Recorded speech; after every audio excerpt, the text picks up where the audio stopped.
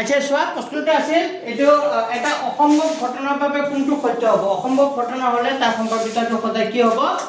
0 তাৰ মানে ইয়াত অপচন p = 1 p > দিয়া আছে কিন্তু এইটো শুদ্ধ উত্তৰটো কি হ'ব p = কি হ'ব 0 অসম্ভৱ ঘটনা হ'লে তাৰ সম্ভাৱিতা কিমান হয় 0 আৰু সম্ভৱ ঘটনা হ'লে তাৰ সম্ভাৱিতা কি হয় 1 তো 2 নম্বৰ প্ৰশ্নটো কৈছে এটা পাশাগতি দলিয়ালে যুগ্ম সংখ্যা পোৱাৰ সম্ভাৱিতা তো পাশাগতি এটা দলিয়ালে কি কি সংখ্যা ওলাই আমি জানো 1 2 3 4 5 নলকি ওলাব পাৰে 6 তো টোটাল সংখ্যা কেইটা ওলাব 6টা তো আমাৰ সম্ভাৱিতা যেটো ওলাব দিছে তলত 6টো ক'ত হ'ব মূল ফলাফলটো সদায় ক'ত হয় তলত আৰু যেটো ওলাব দিয়ে হেতু সদায় ক'ত হয় ওপৰত তো আমাৰ কি ওলাব দিছে পাশাগতি আৰু লুটুগুটি একে দে যুগ্ম সংখ্যা পোৱাৰ সম্ভাৱিতা বুলি ক'লে যুগ্ম সংখ্যা কি কি আছে 2 4 আৰু 6 তাৰ মানে কেইটা ফলাফল হ'ব তিনটা তো তিনিটো ক'ত হ'ব ওপৰত তা কাটাকাটি কৰিলে 3 × 3 3 × 6 তাৰ মানে আনসাৰটো হ'ব 1 কিমান 2 তাৰ কাৰেক্ট অপচনটো হ'ব 1 হ'ল বুজি পালা বা অযুগ্ম বুলি ক'লেও 1 3 আৰু কি হ'ব 5 তেতিয়া 3 হ'ব ওপৰত কাটাকাটি কৰিলে আনসাৰ একে হ'ব হ'বনে ঠিক আছে পিছত চোৱা এইটো শ্ৰেণী চিহ্ন কি হ'ব শ্ৰেণী অন্তৰাল 90 আৰু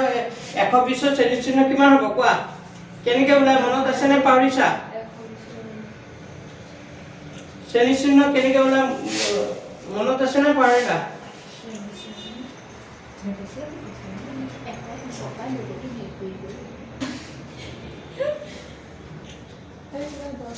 আচ্ছা শ্ৰেণী অন্তৰালৰ 90 আৰু 120 শ্ৰেণী চিহ্ন তো শ্ৰেণী চিহ্ন লোৱাৰ এটা ফৰ্মুলা আছিলে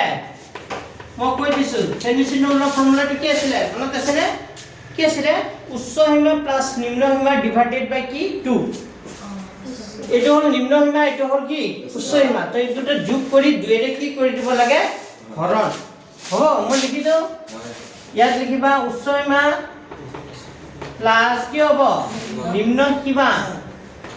ডিভাইডেড বাই কি হৈ যায় 2 তো উচ্চ সীমাটো কিমান আছে 120 নিম্ন সীমাটো কিমান আছে 90 যোগ কৰা তো দুটো যোগ কৰিলে 210 ডিভাইডেড বাই 2 210 ক 2 ৰে ডিভাইড কৰিলে 2 × 2 0 2 5 × 2 105 হ'ব তো উত্তৰটো কিমান হ'ব 105 লিখি লোৱা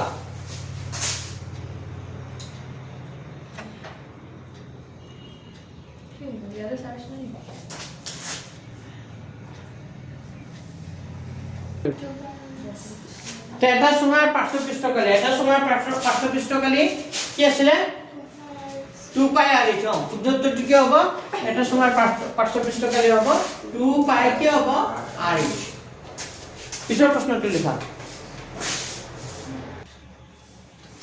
তো এইটো প্ৰশ্ন দিয়া আছে এটা গোলকৰ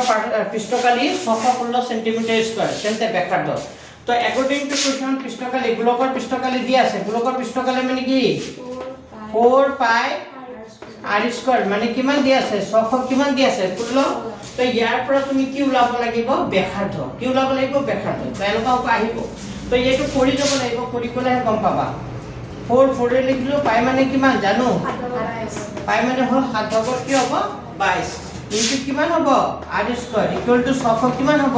16 তাৰ মানে তলত কি থাকিল 7 তলত কি থাকিল 7 ওপৰত কি হ'ব 88 r স্কয়াৰ ইকুয়াল টু 600 কিমান হ'ব 16 তো বৰ্জ পূৰণ কৰি দিয়া 616 তলত কিমান আছে 1 আছে তো 1 ৰ লগত 88 কৰিলে কি হ'ব 88 কি হ'ব r স্কয়ার এটো 7 * 600 কিমান হ'ব 616 হ'ব হয়নে নাই ইফালে লিখিছো যেতিয়া r স্কয়ার লাগিব কি লাগিব যেতিয়া তোমাৰ r স্কয়াৰ লাগিব তেতিয়া এই 88 টো ক'লে আহি যাব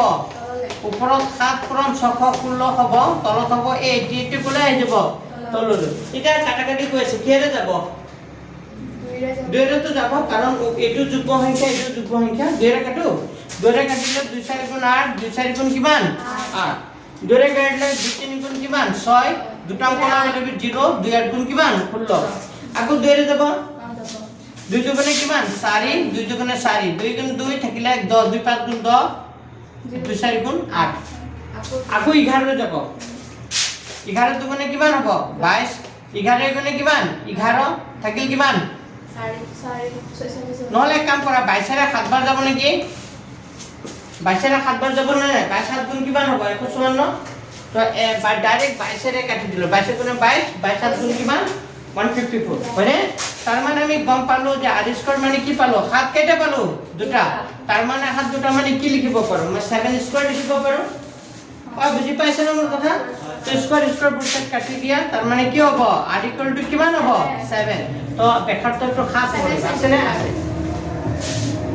বুঝি পাইছা ইয়াৰ প্ৰশ্নটো কৈছে খুবেই দৰকাৰী অংক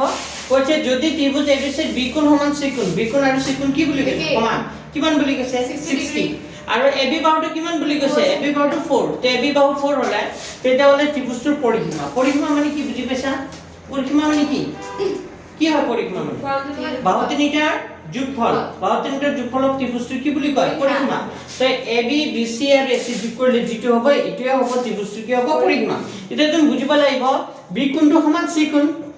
বি সমান চি তে বি কোণটো 60 ডিগ্ৰী হলে চি কোণটো 60 ডিগ্ৰী আৰু বাহু দুটা সমান হলে কোণ দুটা সমান হলে বাহু দুটা কি হৈ যায় সমান তো AB যদি 4 হয় তে AC কিমান AB 4 বুলি কৈ দিছিল AB যদি 4 হয় AC মানে কিমান 4 মানে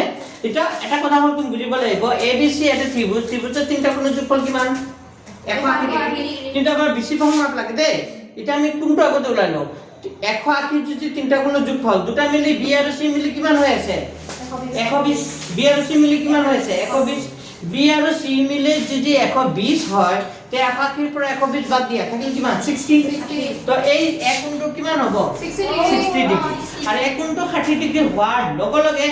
গোটেই কেইটা কোণ কি হৈ গ'ল সমান আৰু গোটেই কেইটা কোণ সমান মানে এটা কি ত্ৰিভুজ সমবাহু ত্ৰিভুজ সমকোণী হয় সমবাহু ত্ৰিভুজ বাহু তিনটা সমান হলে কোণ তিনটা কি হৈ যায় সমান তো বাহু তিনটা সমান হলে কোণ তিনটা সমান হ'ব ওকে হয় 4 বাচ্চা ভুল হ'ব নাহি দিয়া এন্ড হয় তো কলি কি একে বলে হয় এ কলুৱা বেৰানি তো পাছে হয় সাইৰা না জানাটা কোনে হয় কওকচোন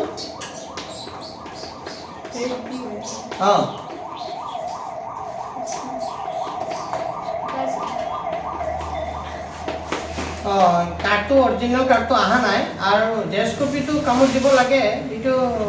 প্ৰিণ্ট আউট কৰি ওলোৱা নাই আপোনাৰ ক'ত দেখাইছিলে আইনতো কাৰ্ড অহা নাই বাৰু কাৰ্ড অহা নাই মোৰ মতে সেইখনে হ'ব লাগে বেলেগ কেতিয়া আহে এইটোতো ক'ব নোৱাৰো মই হে কাৰ্ডটো কেতিয়া আহে মই ক'ব নোৱাৰো আহিলে বাৰু মই জনাই দিম বাৰু আপোনালোকক আচ্ছা তো আইটো কি আছিলে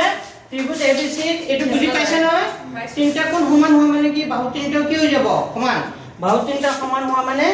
কোণ তিনটা সমান হোৱা মানে বাহু তিনটা কি হ'ব সমান তাৰ মানে এটাতে কি ত্ৰিভুজ হৈ যাব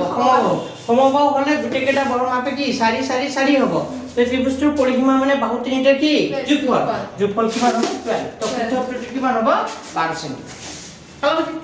হ'ব